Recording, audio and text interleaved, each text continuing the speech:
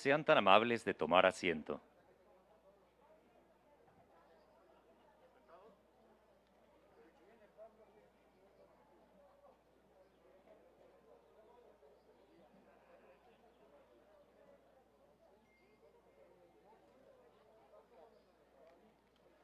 Muy buenas tardes tengan todas y todos ustedes. El Gobierno de la Ciudad de México, ciudad innovadora y de derechos, les da la más cordial de las bienvenidas al acto de presentación del proyecto Tlaxcuaque Sitio de Memoria. Es por eso que en esta tarde nos honra y distingue con su presencia el subsecretario de Derechos Humanos, Población y Migración de la Secretaría de Gobernación, señor Alejandro Encinas Rodríguez. La presidenta de la Comisión Nacional de los Derechos Humanos, maestra María Rosario Piedra Ibarra.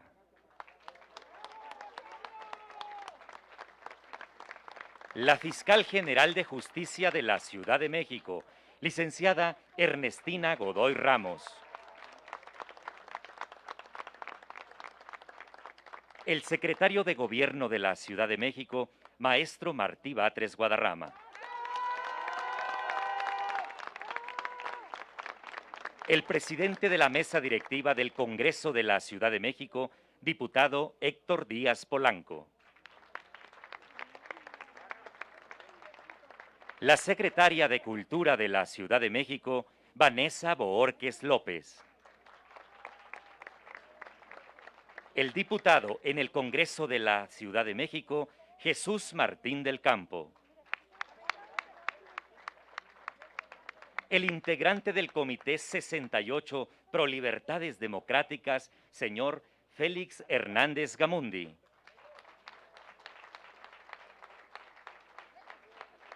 El director general de Estrategias para la Atención de Derechos Humanos, maestro Félix Santana Ángeles.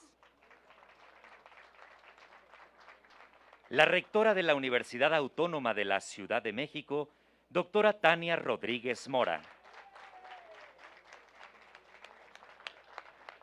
El director del Museo Casa de la Memoria Indómita, ingeniero Jorge Humberto Gálvez Girón.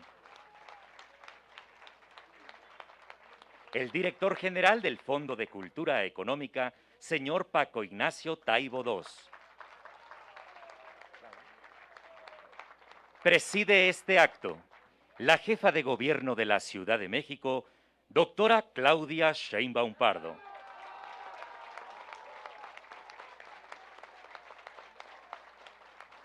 Del mismo modo, agradecemos contar con la gentil presencia de todas y todos los que amablemente nos acompañan en esta tarde, destacando la presencia de funcionarios y servidores públicos del Gobierno de México y del Gobierno de la Ciudad de México, así como también saludamos a las víctimas de la represión que nos acompañan, familiares, funcionarios, investigadores, escritores, representantes de medios de comunicación y a todas las personas que nos siguen a través de las redes sociales. Damas y caballeros, sean todas y todos bienvenidos. Buenas tardes, qué bueno que están aquí. Yo soy Oscar Moreno, trabajo en la Secretaría de Cultura y la compañera secretaria me pidió que ayudara un poquito en la moderación. La noche del 8 de junio, la secretaria nos pidió a Ricardo Bautista y a mí que la acompañáramos a un lugar. Él no nos dijo a dónde íbamos y nos trajo aquí. Bajamos a los sótanos, debajo de donde estamos nosotros ahorita ubicados, hay unos sótanos, los famosos, tristemente famosos, sótanos de Tlaxcuaque. Aquí está construido el edificio de la Dirección de Policía y Tránsito de la Ciudad de México y los sótanos fueron habilitados como un centro de detenciones arbitrarias y tortura. Los visitamos, entramos, estaban llenos de muebles viejos, de basura, olían espantosamente, estaban inundados. Uno de los trabajadores nos dijo, vengan por aquí, aquí hay una silla. René Magritte hace una pinturita con una pipa y dice, esto no es una pipa, es como una lámina de las que se usan en los kinders, ¿no? En las escuelitas, para decirle a los niños, ese es de sombrero, y hay una pipa, pero no es una pipa. Lo que nos enseñaron no era una silla es para descansar, es para comer, es para trabajar. Esta era una silla, pero con correas para atar las manos de una persona, con correas para sujetarla por el torso. Era un instrumento de tortura. En las semanas que han transcurrido, se hizo limpieza en este lugar y la silla no está. Quiero aprovechar este acto para pedirle a los señores que hicieron la limpieza que la devuelvan, porque lo que hay en esos sótanos es evidencia de una historia que queremos conocer. Hoy venimos aquí a clavar una bandera en la lucha contra el olvido, en la lucha por recordar hechos que son muy dolorosos, con el propósito de que no se repitan. Después de nuestra visita, vino la Comisión Nacional de Derechos Humanos, hizo ya una diligencia, inmediatamente, no lo dudaron, se pusieron a la tarea y ya pudieron inspeccionar el lugar. Y posteriormente, para que ustedes lo puedan ver, hicimos un primer registro videográfico con la colaboración del Canal 21 y la participación de dos compañeros, la compañera Ana Ignacia Rodríguez, que fue, todos lo saben ustedes, miembro del Comité de Huelga de la Facultad de Derecho en el movimiento del 68.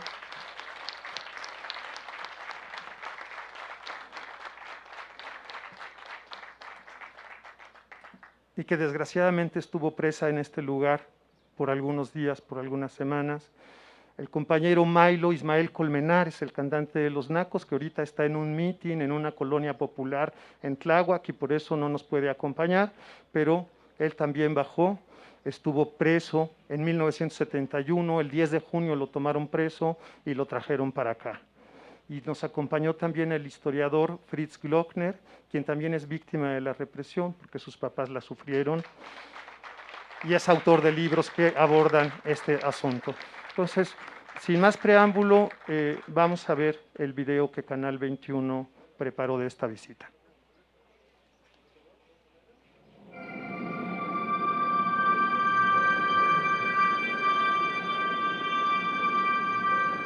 Tlaxcuaque en náhuatl significa el lugar donde se miran las serpientes. Tlaxcuaque es el nombre que adoptó un antiguo barrio del centro histórico en cuya plaza se encuentra un pequeño templo franciscano del siglo XVII. Barrio de indígenas que durante el paso de los años dejaron atrás sus tradiciones y costumbres para adoptar, a través de la imposición, unas que les eran ajenas. Primero las religiosas, después las políticas y posteriormente las criminales.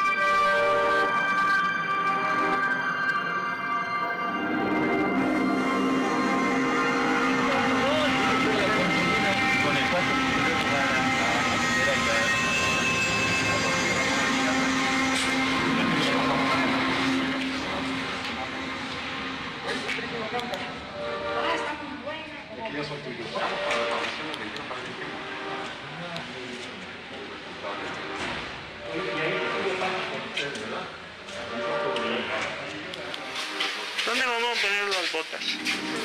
Adentro. Ah, sí. ¿Tú ya entraste aquí? Sí. Ah, Bueno, aquí por el... el jefe de la policía. Ajá. De ese momento era Cueto. Sí, yo lo sé. Y por eso, ¿quién es el Eduardo? Claro. Eduardo. ¿Es Cueto Ramírez? Sí, él era el jefe Estamos en Tlaxcuaque, en lo que queda de Tlaxcuaque. Estamos en lo que queda, que fue parte del Museo del Horror de la década de los años 60, 70 y 80. Estamos con los ecos de unas piedras que guardan alaridos, que huelen a muerte, que huelen a tortura, que huelen a represión y a prepotencia. Estamos en la oscuridad de las tinieblas. Aquí sí pueden aparecer demonios y fantasmas. Aquí sí puede paladearse el sentido y el sentimiento de la degradación de la humanidad. Con la bota, con la guadaña de quienes ejercieron la tortura durante más de 3 décadas. Estamos en los sótanos de un edificio que el 19 de septiembre de 1985 a las 7:19 de la mañana le hizo justicia, el movimiento telúrico, pero donde los vestigios del sótano aún se mantienen vivos. Y es impresionante este apeste a pudredumbre, este apeste a historia, este apeste a historia de la mala, pero que bueno, definitivamente tenemos que preservar, porque sin lugar a dudas es parte de la memoria que deseamos rescatar. Y estos sótanos, sin lugar a dudas, dan testimonio de que en este país hubo una guerra de baja intensidad. Las circunstancias en que nos trajeron creo fueron distintas. No, obviamente. Pero a mí cuando me trajeron, como veníamos de una detención colectiva, éramos cerca de 100, Claro. y nos trajeron a 8, nos subieron a impalas y en los impalas nos pusieron una venda en los la ojos. cara. Y íbamos con agentes, 2 adelante y 3 atrás. Y estos agentes, pues 2 adelante y 2 atrás.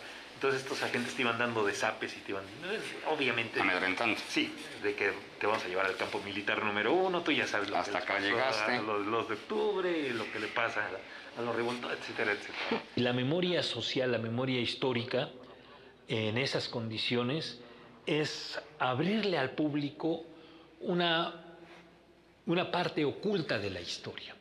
En 68, después del 68, después del 71, trataron de ocultar lo que sucedió. Y al ocultarlo, pues lo hacían a través de que no se presentara nada en la televisión, en la radio, en la prensa, etcétera, etcétera. Obviamente los libros tuvieron más independencia. Y ahora que tenemos la oportunidad de rescatar toda esa memoria, hay que ampliarla. Y una manera de ampliarla es entender, pensemos, si en el movimiento del 10 de junio fuimos 15,000 jóvenes, hay 15,000 historias por contar. Si en el 68 fuimos 200,000 personas las que estuvimos en la actividad como brigadistas y otros como dirigentes, hay que recuperar esas historias. Es una manera de poder dialogar con el pasado y dialogar de una forma crítica. Aquel pueblo que no cuenta con memoria está condenado, pero a vivir las pesadillas del pasado. Yo vi la tortura de los muchachos preparatorianos. O sea, los sacaban al pasillo así como ahí. Desnúdense.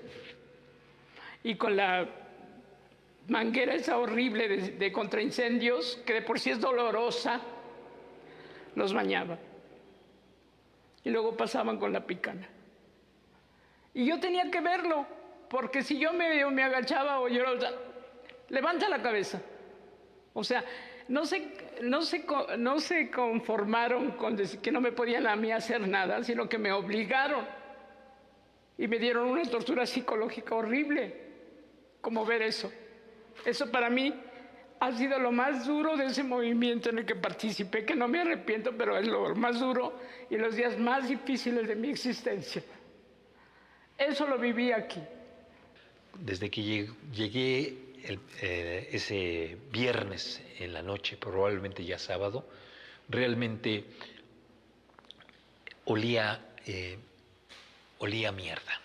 Y que en ese sentido, hoy, que la gente se dé cuenta cómo desde abajo, desde estas cloacas, está saliendo de alguna forma una protesta de la naturaleza y una denuncia de lo que significó este espacio terrible. Esa gente era capaz de todo, de todo, de todo. Pero la verdad siempre sale a la luz. Y si queremos fundar nuevas utopías, tenemos que tomar en cuenta lo que nos enseña la memoria. Si queremos contar con las opciones de sembrar nuevas libertades, nuevos escenarios, nuevos frutos, reconsiderar y recomponer el tejido social, necesitamos contar con ese bagaje de memoria e histórico para, insisto, sembrar semillas de utopía y no las pesadillas, que ya de por sí la realidad es una pesadilla.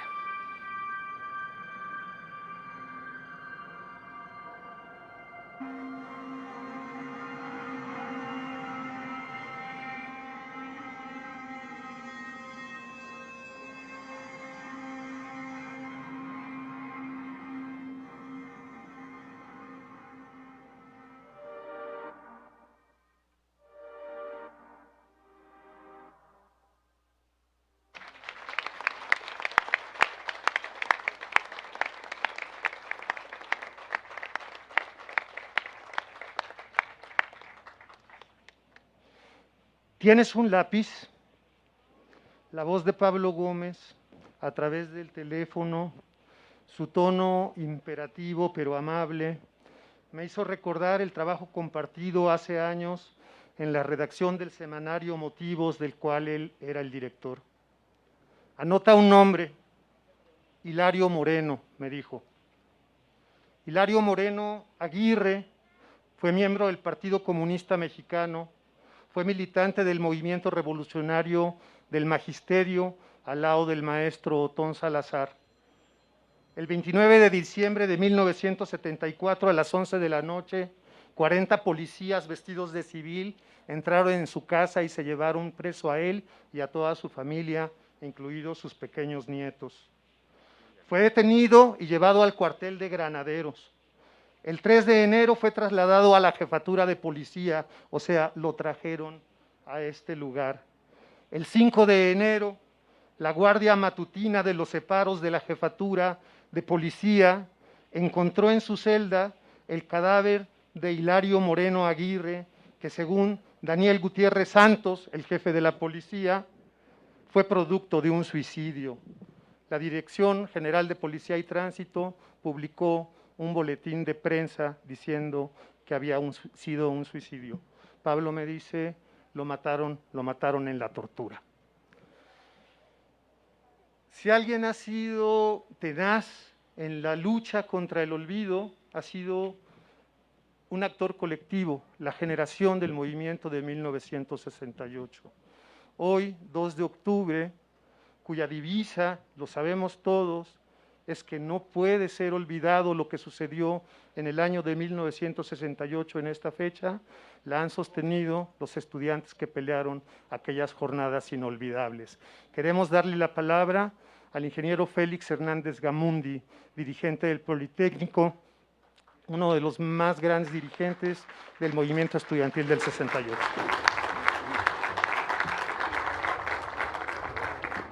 Muchas gracias por esta oportunidad de compartir algunas reflexiones con ustedes. Me da gusto poderlo hacer frente a tantos compañeros y compañeras. Después de estos testimonios que hemos visto con las imágenes y la voz de la Nacha, nuestra muy querida amiga, de Fritz Glockner, y Milo, un hombre muy recordado y muy activo en 68, la verdad es que recogiendo algunas de las cosas que han dicho y algo que esta mañana dijo Paco Pérez Arce en esta ceremonia hace un rato en Tlatelolco, en la Plaza de las Tres Culturas.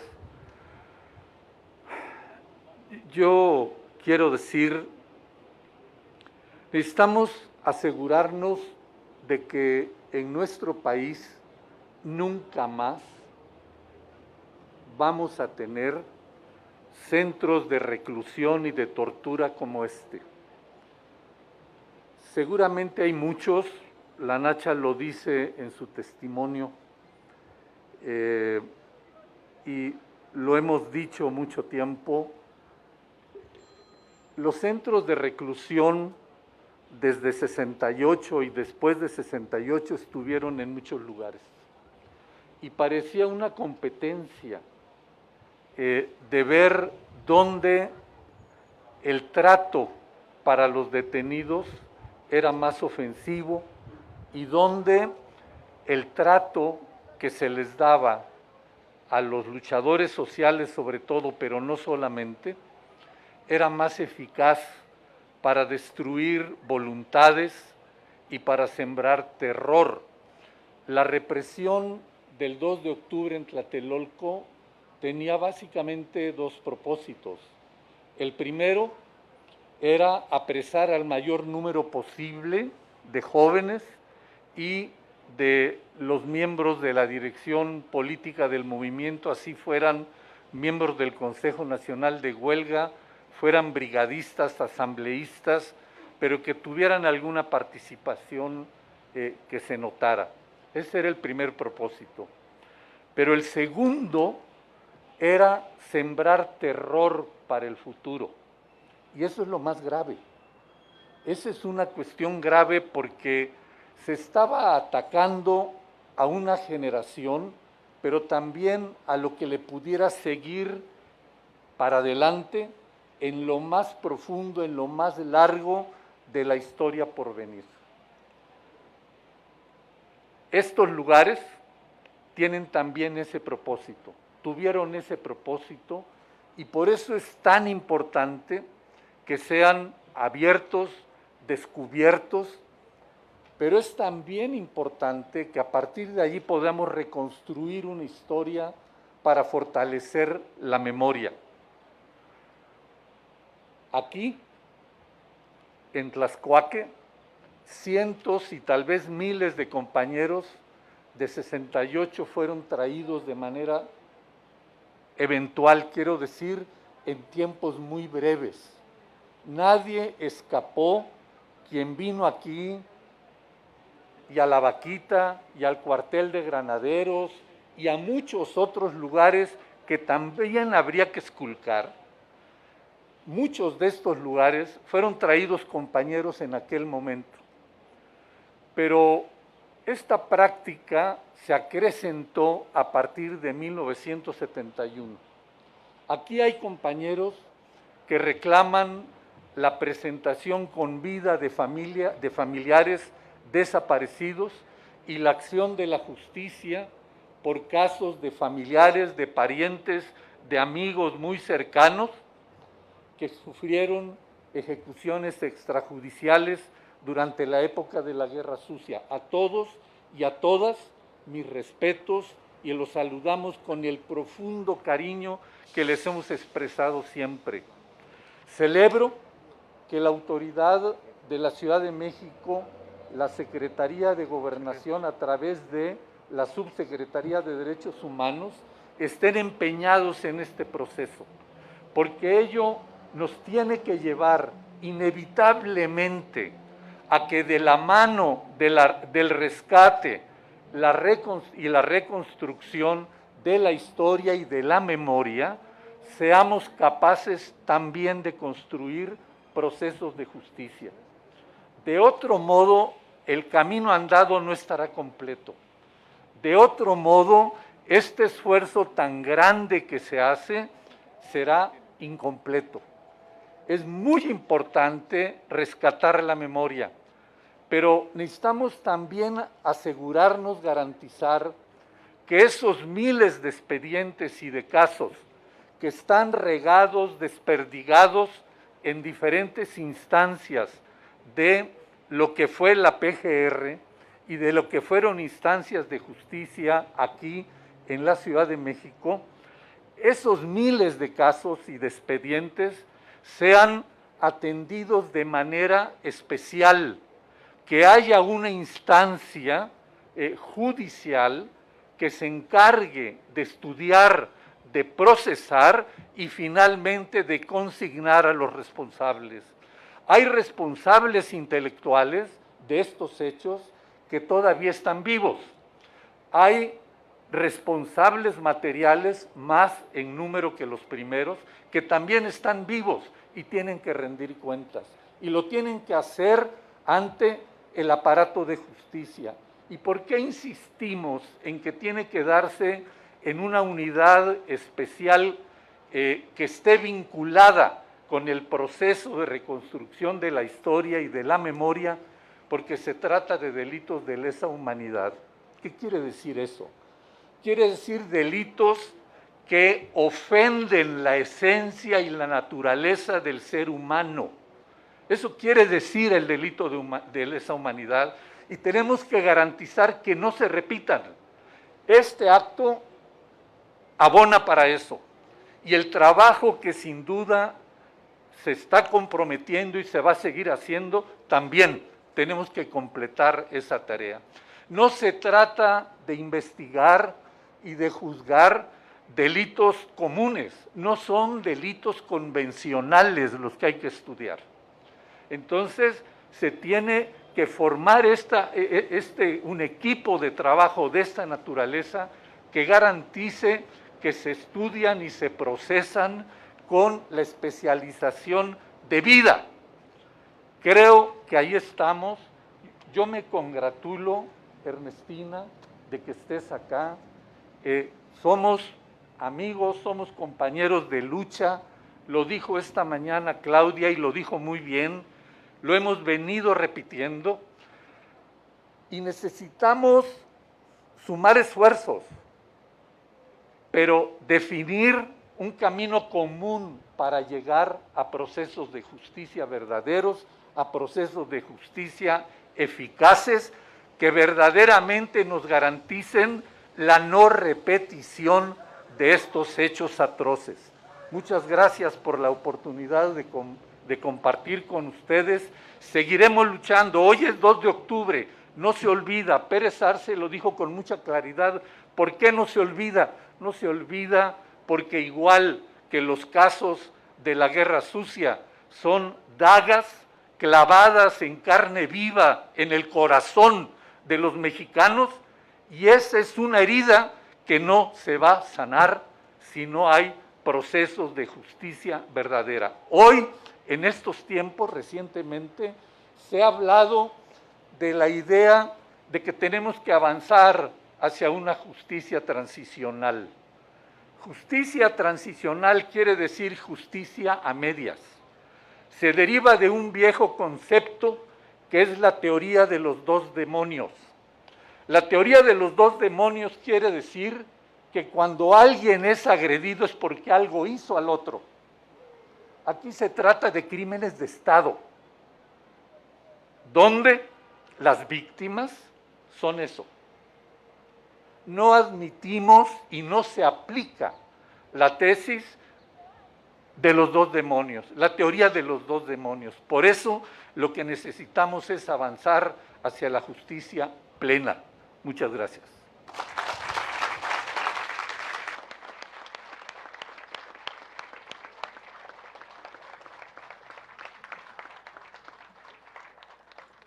En la calle Circular Morelia, en la colonia Roma, tenía su sede la Dirección Federal de Seguridad. El gobierno de México ha intervenido ese lugar para constituir ahí un centro de memoria.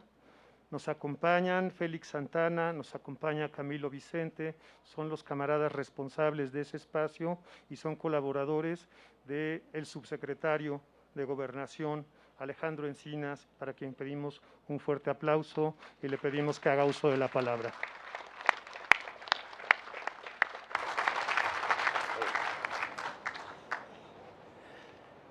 Bien, pues muchas gracias. Muy buenos días tengan todas y todos ustedes. En primer lugar, agradecer a la doctora Claudia Onchemo Pardo la invitación a este evento.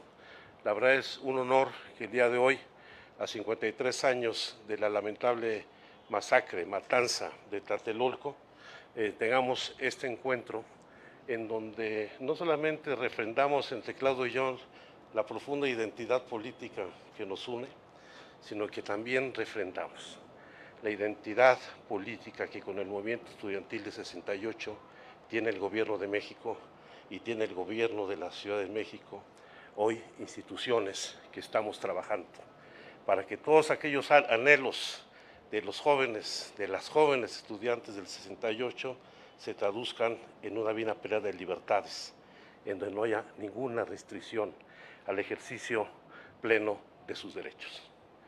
El movimiento estudiantil del 68 marcó un parteaguas en la historia de nuestro país. Fue un momento de ruptura con el régimen político.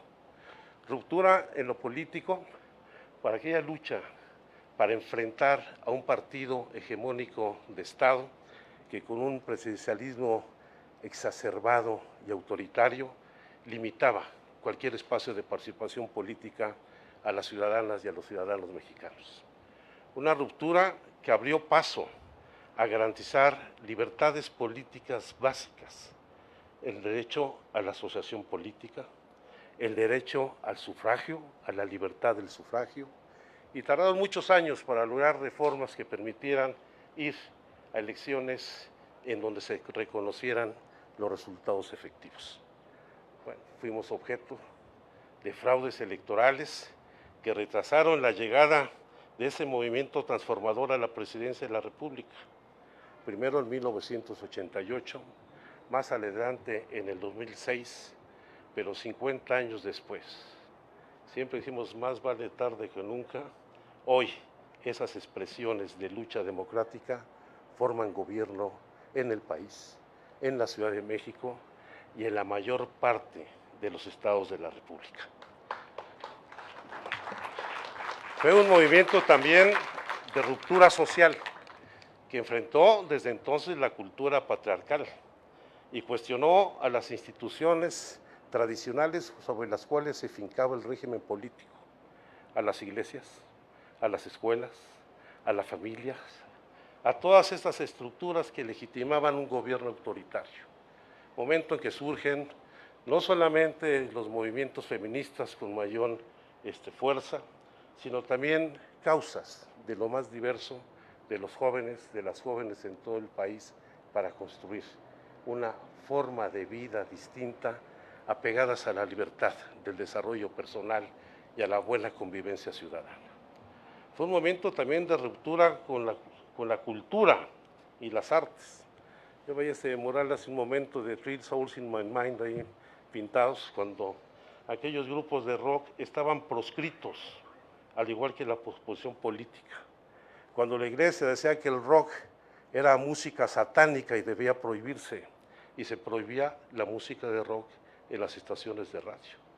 Pero ese movimiento cultural trajo cambios profundos en la literatura, en el teatro, en el cine, en todas las expresiones artísticas.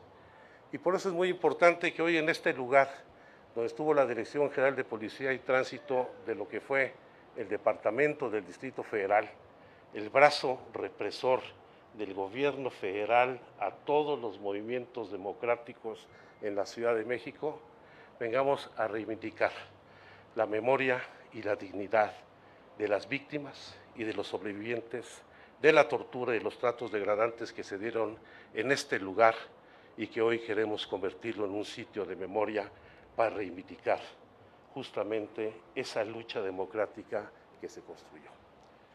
Pero no basta que nos quedemos en la remembranza del pasado. Y como bien ha señalado aquí Félix Erganes Gamundi, tenemos como parte de esos movimientos, de las generaciones que resultaron de esos movimientos democráticos desde los años 60, los movimientos guerrilleros de los 70, lo que fueron toda la lucha contra la represión, la presentación de los desaparecidos políticos, el surgimiento de los primeros espacios de disputa electoral y de representación política, ver hacia adelante y no solamente cerrar un ajuste de cuentas de verdad y justicia en el pasado, sino generar las condiciones para que estos hechos nunca más se vuelvan a repetir en nuestro país. Yo quiero aprovechar esta oportunidad para informar que el día de hoy el presidente de México, el licenciado Andrés Manuel López Obrador, ha suscrito un decreto por el cual se crea la Comisión por el Acceso a la Verdad, el Esclarecimiento Histórico y el Impulso a la Justicia de las violaciones graves a los derechos humanos cometidos entre los años 1965 y 1990.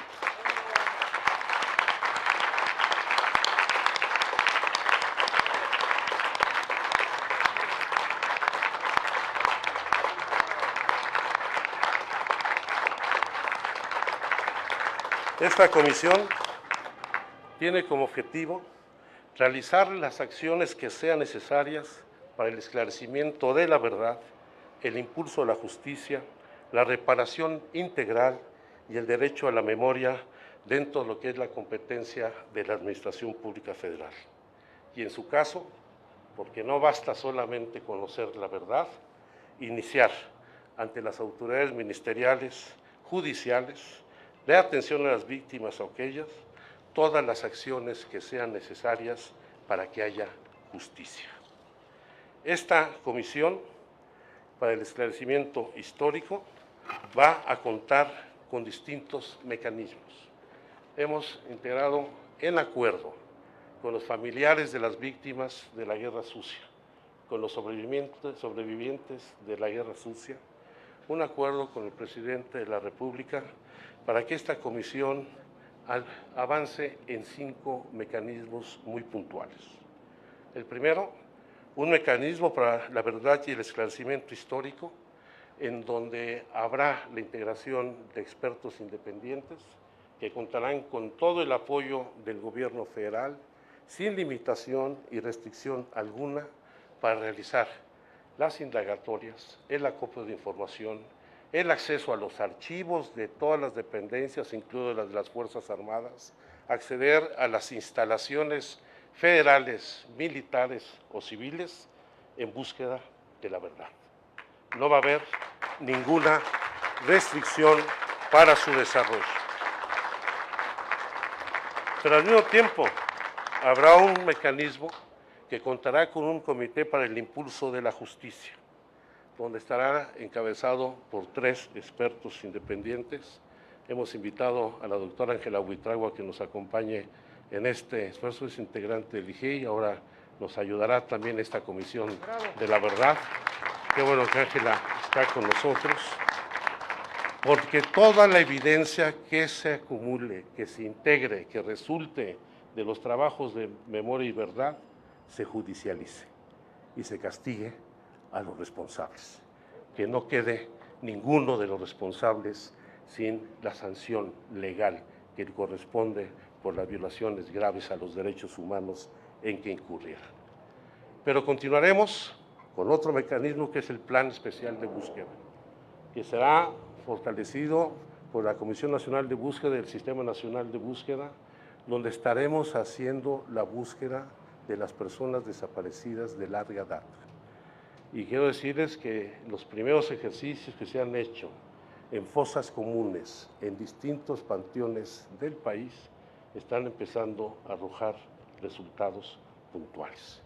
Esto va a ser una labor muy intensa que nos llevará a recorrer todo el territorio nacional con un trabajo especializado, con soporte no solamente técnico y logístico, sino también con el apoyo de las instituciones del gobierno federal que sean necesarias, en donde en muchos casos, como es el caso de la Ciudad de México, contaremos sin lugar a dudas con los apoyos de los gobiernos locales.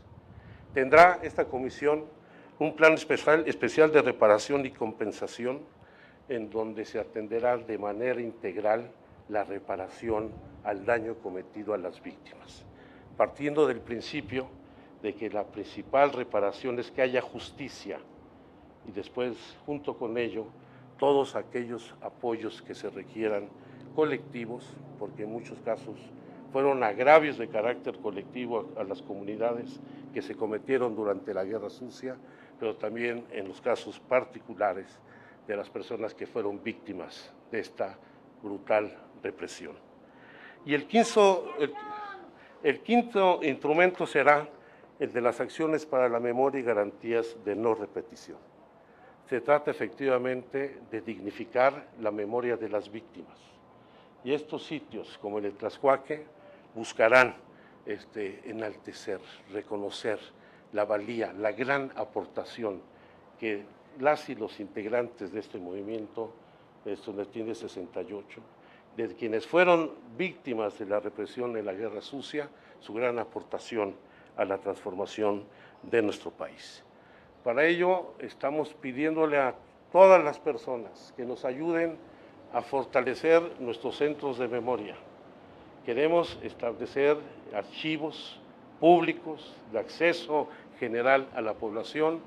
Hemos tenido ya un convenio con la Benemérita Universidad Autónoma de Puebla para establecer en el edificio Carolino el Centro Nacional de Memoria para los Derechos Humanos. Queremos fortalecerlo con el trabajo que ya tiene la Universidad Autónoma de la Ciudad de México, que ha integrado un acervo muy importante, ya digitalizado, nos van ganando. Ahora nos van a ayudar a integrar, sin lugar a dudas, todo lo que se refiere al archivo nacional que queremos concentrar, y aquí en Tlaxcuaque. será el segundo centro de memoria después de que se abrió en Circular de Morelia 8, donde fueron las oficinas de Nazar Haro, y donde fue un centro de tortura también que hoy estamos reivindicando. Yo quiero reconocer el esfuerzo que ha hecho el gobierno de la Ciudad de México, a la doctora Sheinbaum, por todo este acompañamiento, el apoyo que nos ha brindado, y van a ver cómo pronto no solamente estaremos reivindicando la memoria de muchas de las personas que fueron víctimas, sino que tendremos resultados para que se judicialicen los delitos que se cometieron. Muchísimas gracias.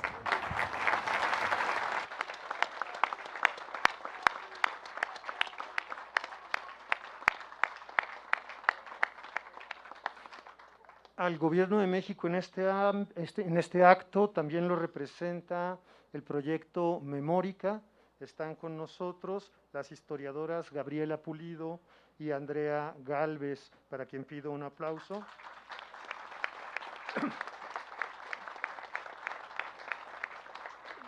Por la Universidad Autónoma de la Ciudad de México, la maestra Beatriz Torres, directora del Centro para la Memoria de Nuestra América.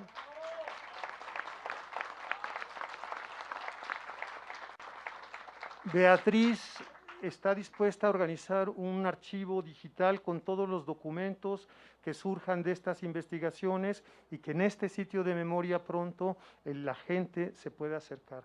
La condición que pone Beatriz y Camena es que no haya ningún tipo de restricción al acceso a esos documentos. Por supuesto, estamos de acuerdo.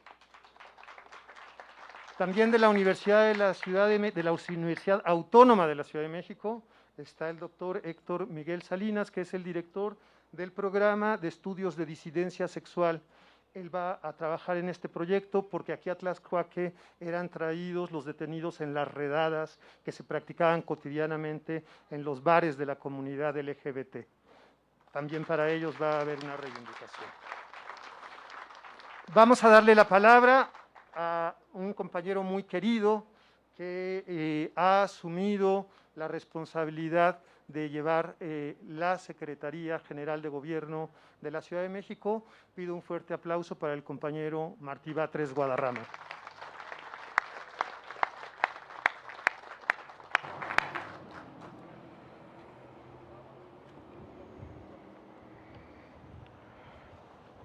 Ahora, en una reunión como esta, hay tantos símbolos que evocan memoria y tal vez explican que muchos estemos en estas luchas. La jefa de gobierno Claudia Sheinbaum mencionaba hace rato a algunos personajes entrañables en el acto en la plaza de Tlatelolco, y ahora Óscar Moreno mencionaba al maestro Hilario Moreno, de quien se dijo se había ahorcado en una celda, cuando en realidad fue asesinado a mediados de los años 70. Profesor del MRM, amigo de mis padres que fueron del MRM y amigo de muchos luchadores sociales.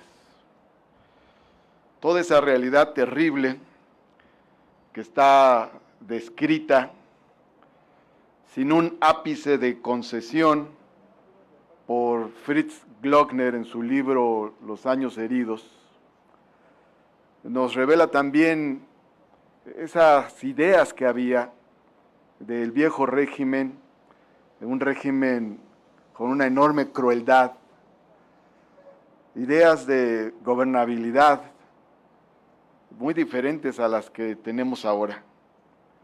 Si había movilizaciones sociales, se pensaba que eso era ingobernabilidad. No se pensaba que era normal, sino que algo raro, malo, pasaba. Eso era ingobernabilidad. Si había protestas, si había oposición, si había críticas, eso era ingobernabilidad, y el viejo régimen pensaba que había que acabar con eso rápido porque era algo que podía contaminar a la sociedad. Las cosas han cambiado mucho, han cambiado tanto que en nuestros años de adolescentes, de muchos de los que estamos aquí, cuando oíamos decir ese es de gobernación, nos poníamos a temblar. Han cambiado tanto que ahora aplaudimos cuando dicen, está el subsecretario de Gobernación en este acto. Son otros símbolos, son otros conceptos, son otras ideas y son otras formas de hacer gobierno. A veces no valoramos porque no contrastamos lo suficiente, pero tenemos un gobierno hoy que no ordena desaparecer a personas, que no ordena torturar a personas, que no ordena asesinar a personas. Puede parecernos lo más normal del mundo porque es lo más normal del mundo, pero tuvimos muchos gobiernos que ordenaron asesinar, desaparecer, torturar, encarcelar.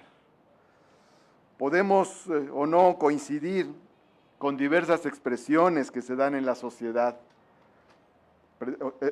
expresiones ideológicas del más variado tipo, pero jamás los gobiernos de la Cuarta Transformación, y me refiero al gobierno federal que encabeza Andrés Manuel López Obrador y al gobierno de la ciudad que encabeza Claudia Sheinbaum, jamás pensarán que la represión es una forma de solucionar un problema.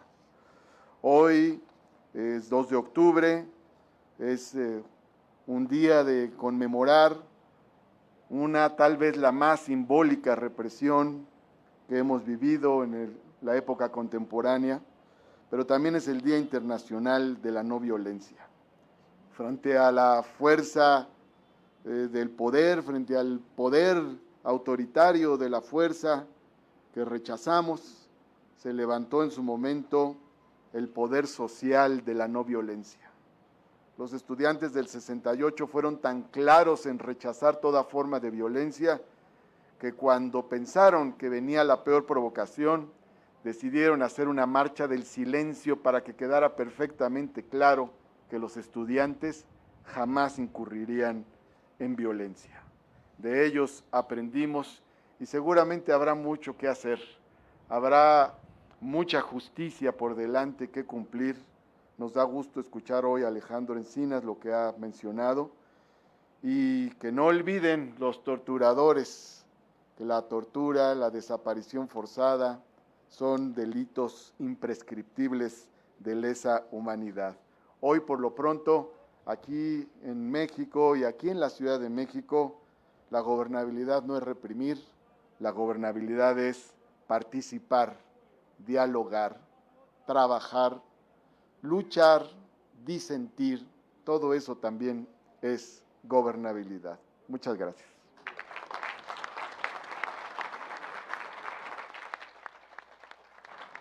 Muchas gracias. Nos acompaña también el maestro Alberto Híjar y sus hijas, con quienes hemos estado platicando. Ellos han hecho mucho hincapié en la importancia de que en este proyecto construyamos una comunidad de memoria y en eso nos vamos a empeñar. Para cerrar este acto, queremos pedirle, haga uso de la palabra a la compañera jefa de gobierno de la Ciudad de México, la doctora Claudia Sheinbaum Pardo.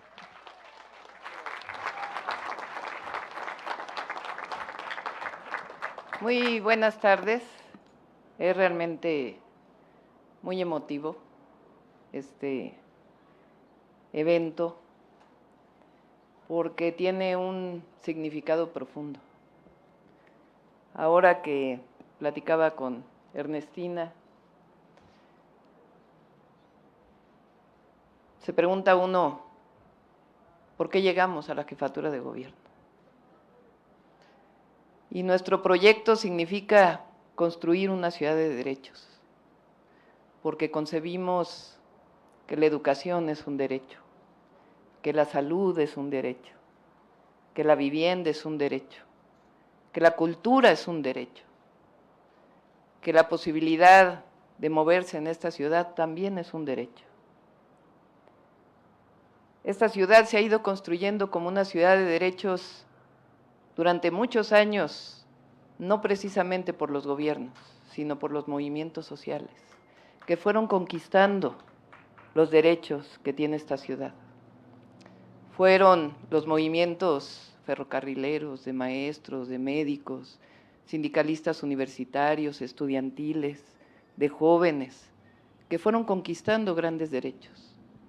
Me tocó participar después de muchos años de que estaba cerrado el Zócalo para una movilización, en la primera movilización que entró nuevamente al Zócalo de la Ciudad de México.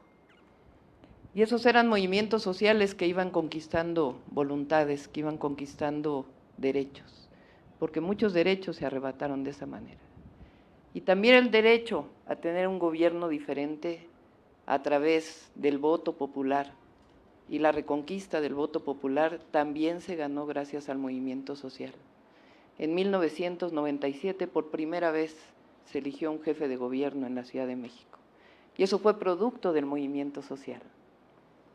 En el 2018 ganó un proyecto distinto en este país, y eso se ganó gracias a la movilización social, al movimiento popular, a la voluntad de millones y millones de hombres y mujeres en este país, que todos los días construimos un México diferente. Y cuando llegamos a la jefatura de gobierno, no es que busquemos un deseo personal, sino lo que buscamos es, desde el gobierno, seguir construyendo y dar todo nuestro esfuerzo para la construcción de esa ciudad de derechos. Derecho a la educación, pero también derecho a las libertades, porque si uno conquista derechos, conquista las libertades. Y eso es lo que seguimos haciendo en la ciudad. Y el día de hoy, este acto simbólico, lo que busca es precisamente también reconstruir la memoria histórica, porque ese es parte del proceso político que llega a la cuarta transformación de la vida pública de México. Hace unos días el presidente de la República estuvo con los pueblos yaquis pidiendo un perdón por parte del Estado por las masacres cometidas durante el Porfiriato. Estuvo acompañado del ingeniero Cuauhtémoc Cárdenas en reconocimiento a lo que hizo el general Lázaro Cárdenas a los pueblos yaquis. Y hoy no solamente es este perdón, sino una reconstrucción y regresar justicia con tierras y agua a los pueblos yaquis. El día de hoy lo que hacemos es iniciar, particularmente en este espacio, porque lo hemos hecho de diversas maneras, el solo hecho de cambiar el nombre de Puente de Alvarado, un genocida contra el pueblo mexica, por una calle que hoy se llama México Tenochtitlan, también es la reconstitución de una memoria histórica. Pero la memoria histórica más reciente, la de la segunda mitad del siglo XX, que es una historia tétrica, como se ha contado aquí, también es fundamental reconocerla, también es fundamental que se muestre lo que fue ese régimen opresor y represor. ¿Qué va a ocurrir a partir de ahora en este lugar, en estos sótanos de Tlaxcuaque? Y por eso tomo la palabra. Inicia primero con la Comisión Nacional de Derechos Humanos, con Rosario, un proceso con sus visitadores de reconocimiento de estos sótanos. Posteriormente inicia un proceso por parte de la Fiscalía de Justicia, General de Justicia de la Ciudad de México, de reconocimiento de toda la memoria forense que pueda haber en este lugar para poder hacer justicia y no solamente un memorial. Y posteriormente inicia el proceso colectivo, porque no es un proceso desde el gobierno de la ciudad, sino colectivo, desde las víctimas que ya no están, las familiares de las víctimas que ya no están y las propias víctimas que sí están de quienes vivieron la tortura en estos sótanos de Tlaxcuaque. Así que terminaremos con este memorial colectivo después de pasar por este proceso. Y esta es la manera de gobernar, como dice Martí, de una manera distinta. A eso llegamos. No se nos olvida de dónde venimos, porque jamás, si lo hacemos, olvidaríamos hacia dónde vamos.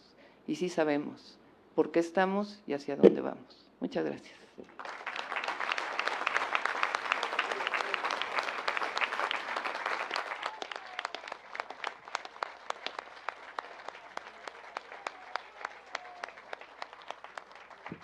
Muchísimas Muchísimas gracias a todos ustedes, a las compañeras y a los compañeros del Presidium y a todas y a todos los asistentes a este evento, gracias a los medios de comunicación. 2 de octubre no se olvida.